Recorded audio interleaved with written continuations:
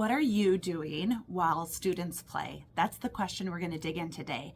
More specifically, we're going to talk about what the lead teacher and any support staff might be doing in a play-based classroom.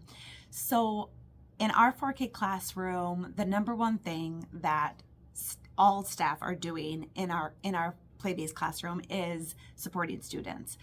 So this can look like any number of things. It might be helping students refill paint bottles, or retrieving or finding certain materials that they're looking for.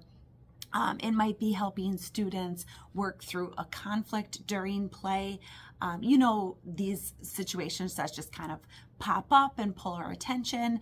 That is our number one priority, is to always be supporting our students.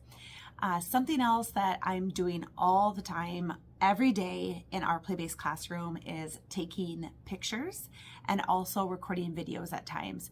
So I use these pictures for a variety of reasons. One reason is to share with families on our school to home platform that we use district-wide. And we also use those photos during reflection during our group share at the end of play workshop.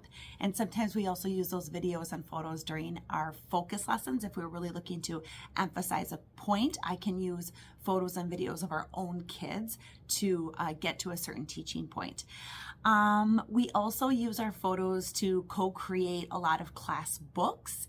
And we also have a documentation display in our classroom. So we print pictures and I'll write little captions to explain the learning that's happening there. And we display that on our door for others to see. So we support students, we take pictures and videos. Once the dust settles at the beginning of the school year, the next thing I really try to do is observe and document those observations. So of course, we're always observing our students informally, but this is more of like a formal process where I pick a student or a group of students or an area in the classroom, and I observe I pay attention to what I see and listen closely to the dialogue that I'm hearing between students. And then I document those observations. Now that can be done in so many ways, and that is a whole other topic that we can dig into on another day. In other words, the way in which we document. But really quickly, you can document through just writing notes on a blank Word document, like a Google document. You can write in a notebook if that works for you, or on Post-its. You might use a template based on standards that you follow to help you document what you're seeing. And I also use something called a letter of learning, where it's literally me writing a letter to the student. So, dear George, today you were playing in the Imagination Center. I noticed that, so on and so forth. And then I close it out with love, Mrs. Unker. And then at the end of play workshop, I will read that letter of learning to the whole class. And my students love when it's their turn to get a letter of learning.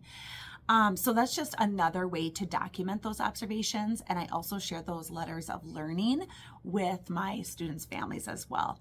But yeah, like I said, the way you document your observations, the sky is the limit, but those are just a few ways that you can document. Sometimes when I'm observing, that can lead to some guided play, depending on what I'm hearing and what I'm seeing. I won't always jump in to guide the play. If it's not necessary, I'm not going to insert myself into my students' play. However, if there's a teachable moment, or I think that I can enhance the play in some way, then I'll do that. I might do that through providing a new material or resource to a child, or asking an insightful question. Again, guided play is another topic we can dig into in a whole other video, but just real briefly, that's something else that I might be doing while my students play, is doing a bit of guided play as I'm observing.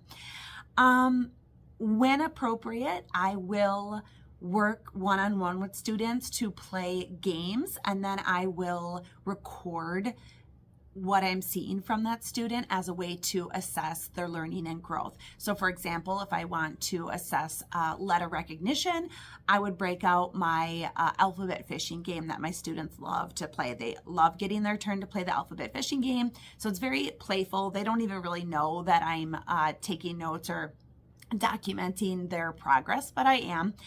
So again, assessing through a very playful way. And one other idea, well, this is not the end of the list, but something else that I love to do when students are playing is fill out these, those little stickers that say, "Hi, my name is." Well, I will write on there, "Ask me about ...